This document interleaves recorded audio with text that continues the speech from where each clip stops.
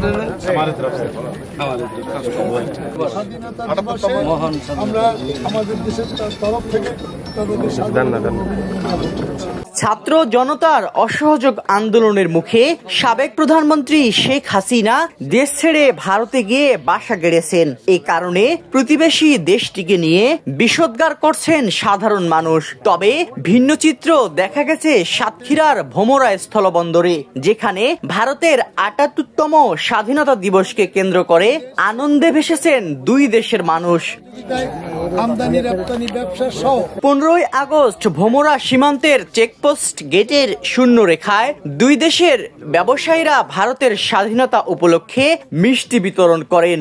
এরপর বন্দর ব্যবহারকারী ব্যবসায়ীদের সুযোগ সুবিধা বাড়ানোর জন্য আলোচনা করেন। বাংলাদেশের পক্ষ থেকে মিষ্টি উপহার দিয়ে শুভেচ্ছা জানায় ভোমরা C&F এজেন্ট অ্যাসোসিয়েশনের নবগঠিত আহ্বায়ক কমিটি। এ সময় সীমান্তে সৌহার্দ্য সম্প্রীতি ও ভ্রাতৃত্ববোধ বজায় রাখতেই ভোমরা বন্দরে দীর্ঘদিন ধরেই এ ধরনের রেওয়াজ চলে আসছে বলে জানান ব্যবসায়ীরা। এরপর ভোমরা ইমিগ্রেশন পুলিশ ও বিজিবিকেও মিষ্টি উপহার দেন নবগঠিত আহ্বায়ক কমিটি। অন্যদিকে ভারতীয় কাস্টমস ও ইমিগ্রেশনের পক্ষ থেকে বাংলাদেশের কাস্টমস ও ইমিগ্রেশনকে মিষ্টি উপহার দিয়ে শুভেচ্ছা জানানো হয়েছে।